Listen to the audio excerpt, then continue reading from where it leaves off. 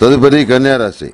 కన్యారాశి వారికి ఈ వారం విధి నిర్వహణలో నీతి నిజాయితీగా పనిచేస్తున్న అధికారుల వలన ఇబ్బందులు ఏర్పడే సూచనలు ఉన్నాయి. మీ ఉద్దేశంలో సమాజం మైలపడ్డప్పటికీ అక్కడక్కడ మచ్చలేని మనులు కూడా ఉన్నాయని చెప్పి గ్రహిస్తారు. యథార్థమైన ఈ సత్యాన్ని గ్రహించడానికి ఎంతగానో బాధపడతారు. మొదట్లో అపార్థం చేసుకున్నందుకు కొంతమంది వ్యక్తుల్ని ఎంతగానో విచారిస్తారు. వాస్తవాలు మింగుడుపడవు.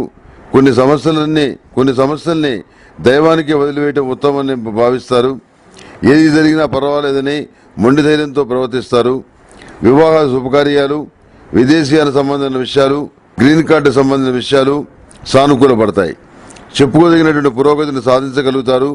బరువు బాధ్యతలను దించుకోగలుగుతారు. సమాజంలో మచ్చలేని మనిషిగా నిలబడతారు. సంతాన పురోగతి, కుటుంబ పురోగతి బాగుంటుంది. శుభకార్యాలు కూడా ముడిపడతాయి. ఈ కన్యారాశి వారికి లైట్ గ్రీన్ కలర్ బాగుంటుంది. అదృష్ట సంఖ్య 8. ఏదైనా పని మీద వెళ్ళేటప్పుడు శుక్రవారం నాడు బయలుదేరి వెళ్ళండి. సానుకూలమైన ఫలితాలు ఉంటాయి. అదేవిధంగా ప్రతిరోజు ప్రతినిత్యం నాగసింధూరాన్ని ధరించడం చెప్పదగినటువంటి సూచన. మునుగు.com ప్రేక్షకులకు ముఖ్యమైన మనవి, ఎన్నికల గురించి తెలియజేస్తున్నాను. తమిళనాడులో ఏఐడిఎంకే పార్టీ అధికారంలోకి వస్తుంది. జయలలిత జాతకం బాగుంది.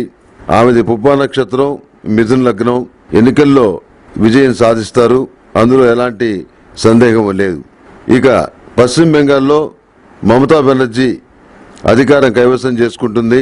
ఆమెది వృషభ లగ్నం, మీనరాశి. నడుస్తున్నటువంటి దశ అనుకూలంగా ఉంది కనుక ఆమె విజయం సాధించే అవకాశాలు చాలా స్పష్టంగానే ఉన్నాయి. ఇక అస్సాంలో కాంగ్రెస్ పార్టీ స్వల్ప ఆధిక్యంతో విజయం సాధించే పరిస్థితి గోచరిస్తుంది. ఈ విషయాలన్నీ కూడా ముందుగా తెలియజేయటం వల్ల జ్యోతిష్ శాస్త్రం యొక్క గొప్పతనాన్ని లేకపోతే లోటుపాట్లని సవరించుకోవడానికి ఒక అవకాశంగా ఉంటుందని, జ్యోతిష్ శాస్త్రం అన్ని చెప్పగలదు అనేటువంటి విషయాన్ని ప్రజలకు తెలియజేయాలని ఈ విషయాల్ని మీ ముందు ఉంచడం జరిగింది. జై మహాదేవ.